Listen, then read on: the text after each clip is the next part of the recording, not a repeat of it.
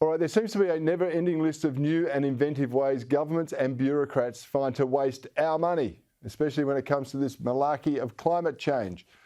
Even though there is a federal department dedicated to climate change and it's responsible for spending billions of dollars, including, I dare say, $46 million to restore Australia's reputation, whatever that's about, the Albanese Labor government has decided the Department of Health also needs to get in on the action.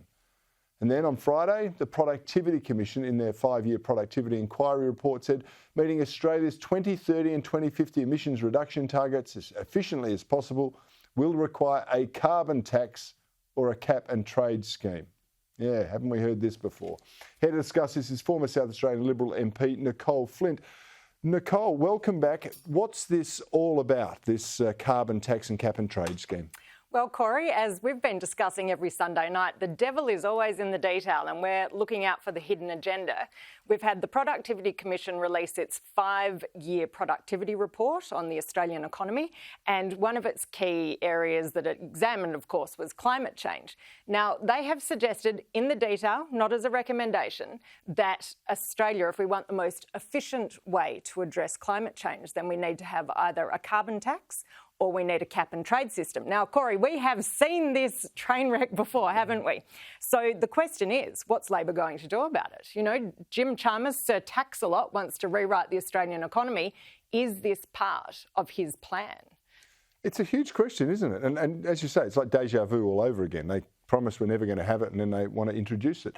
The cost of this for Australian taxpayers is just enormous. We are witnessing it, not only the financial cost, but the cost of our quality of life, our manufacturing base, all of those things.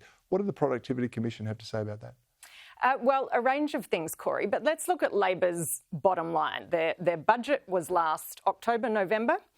They're going to spend $25 billion of taxpayers' money on climate initiatives between now and 2030.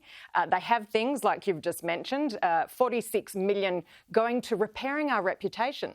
What on earth is wrong with Australia's reputation? I mean, what are they going to do? Have another Lara Bingle "Where the bloody hell are you" campaign? You know, maybe it's come here for our carbon-free air. I don't know. Come and, instead of Paul Hogan throwing a prawn on the barbie, maybe it'll be come and watch us burn taxpayers' hard-earned dollars on the barbecue of climate change. That's the reputation we're developing as people who will squander our natural advantage, our pedigree, our heritage, our economic moat on the altar of this global warming malarkey. Well, it's insane. You've used the word global. DFAT, the Department of Foreign Affairs and Trade, is spending $2 billion on climate diplomacy. The ACCC are involved, the ATO. When you look at the list of departments who are dedicating resources and taxpayers' money to climate change, it's quite extraordinary. And we now find out, a week ago or so, the Assistant Minister for Health announced that the Department of Health will be getting a climate unit to look at the impact of climate change on human health, on top of, I think, $10 million that the National Health and Medical Research Council dedicated. Now, that's usually money, Corey, that goes into trying to find a cure for cancer or type 1 diabetes, you know, things that are killing people every single day. And instead, they're putting $10 million of taxpayers' money towards climate change. I suspect it's because the horror stories of climate change that they're indoctrinating our children with is ruining their minds, and they need some professional help to get them over the trauma that's been instilled upon them. It's a disgrace. Where else are we wasting money in this space? Need I ask?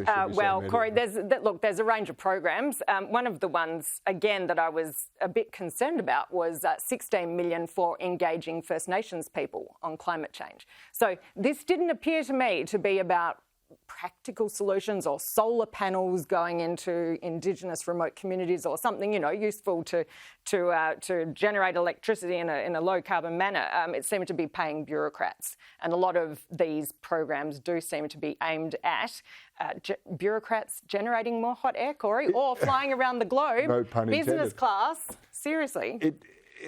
It's only occurred to me that after 65,000 years of continuous civilised existence, the Indigenous people would have experienced some climate change over the time. They might know how to deal with it already without more money being shovelled at them. Absolutely, and especially when it comes to managing the risk of bushfire, for example, which is one of the big climate risks we keep getting told is increasing. Well, a big part of that is because we don't do the controlled burns that our first Australians did. Yeah, it's very true.